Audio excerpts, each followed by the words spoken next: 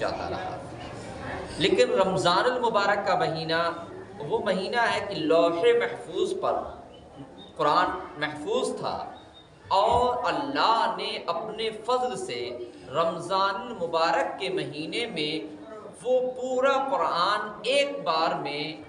آسمان دنیا پر نازل فرما دیا۔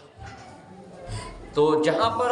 اس طرح کا یہ قرآن کی آیت ہے تو یہ نہ سمجھے کہ بھئی ہم نے تو پڑھا 23 سال میں قرآن نازل ہوا اور تھوڑا تھوڑا کر کے نازل ہوا، کبھی کوئی آیت نازل ہو گئی، کبھی 2-4 آیتیں نازل ہو گئیں، کبھی سورہ نازل ہو گئی۔ تو وہ 23 سال میں دنیا پر یعنی نبی پاک صلی اللہ علیہ وسلم کے سینہ مبارک پر نازل ہوا، نبی پاک صلی اللہ علیہ وسلم تک پہنچا، اور باقی پورا قرآن مقدس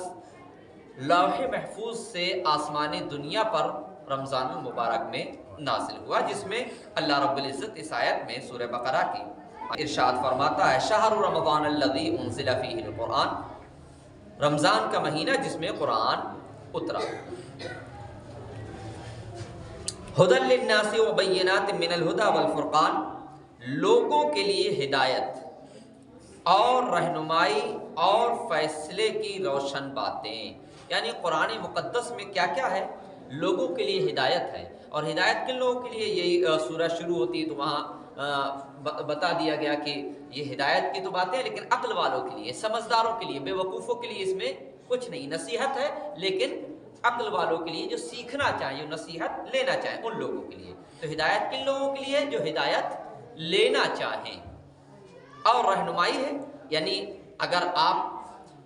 کو سمجھ میں نہیں آتا کہ آپ کیا کریں کیا نہ کریں، قرآن کا دامن تھام لیں۔ اگر آپ عالم ہیں تو قرآن کا مفہوم اور قرآن کا ترجمہ پڑھ کر رہنمائی ہو جائے گی، اور اگر عالم نہیں بھی ہیں آپ صرف قرآن پڑھیں اور اللہ سے دعا کریں، اللہ قرآن کی برکت سے آپ کو راہ عطا فرما دے گا، راستہ عطا فرما دے گا۔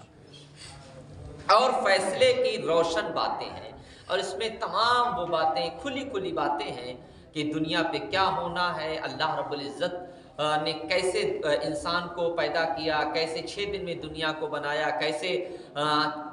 جو ہے آسمانوں کے نظام کو قائم کیا، چاند اور سورج ستاروں کی چال کو کیسے مینٹین کر رہا ہے اللہ رب العزت، ہوا کیسے چلا رہا ہے، زمین سے کیسے سبزہ اگا رہا ہے، اور حشر میں کس طرح سے حساب و کتاب ہوگا، کیسے زندگی دی، کیسے موت عطا کرے گا، کیسے قبر کا معاملہ۔ تو قرآن میں تمام روشن دلیلیں ہیں، تمام فیصلے کی باتیں ہیں۔ ایک تو یہ ہو گیا، ایک فیصلہ یہ ہے کہ بھئی کیا صحیح ہے اور کیا غلط ہے، یہ بھی قرآن میں موجود ہے۔ فمن کان شہید منکم الشہر فلیصم، تو تم میں جو کوئی یہ مہینہ پائے ضرور اس کے روزے رکھے۔ پچھلی آیت میں بھی یہ گزرا کہ روزے رکھے جائیں، اور اس آیت میں بھی کہ ضرور اس کے روزے رکھے، جو بھی یہ مہینہ پائے اپنی زندگی میں تو اس مہینے کے روزے ضرور رکھے۔ وَمَنْ كَانَ مَرِيضًا أَوْ عَلَى سَفَرٍ فَعِدَّةٌ مِّنْ أَيَّامٍ أُخَرَ، اور جو بیمار یا سفر میں ہو تو اتنے روزے اور دنوں میں رکھے۔ کل بھی یہ گزرا اور کل بیان کر چکا کہ مسافر کیا ہے اور مسافر کے روزے کس طرح سے ہوں گے۔ یرید اللہ بکم الیسر ولا یرید بکم العسر، اللہ تم پر آسانی چاہتا ہے اور تم پر دشواری نہیں چاہتا۔ وَلِتُكْمِلُوا الْعِدَّةَ وَلِتُكَبِّرُوا اللَّهَ عَلَى مَا هَدَاكُمْ وَلَعَلَّكُمْ تَشْكُرُونَ، اور اس لیے کہ تم گنتی پوری کرو، یعنی پورے 30 یا 29 روزے رکھو۔ اگر بیمار ہو جاؤ تو بعد میں رکھو، مسافر ہو سفر پہ نکل جاؤ تو بعد میں رکھو، لیکن گنتی پوری کرنا ہے۔ اگر 29 کا چاند دکھا تو 29 روزے پورے رکھنا ہے، اور اگر 30 کا چاند دکھا تو 30 روزے پورے رکھنا ہے۔ اور اللہ کی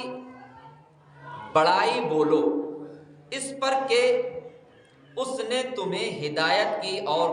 کہیں تم حق گزار ہو، یعنی اس لیے اللہ کی بڑائی بولو، اس لیے اللہ کی تعریف کرو، اس لیے اللہ کا ذکر کرو اور سنو کہ اللہ رب العزت نے تمہیں ہدایت عطا کی اور تم حق گزار ہو جاؤ، یعنی حق کے ماننے والے ہو جاؤ۔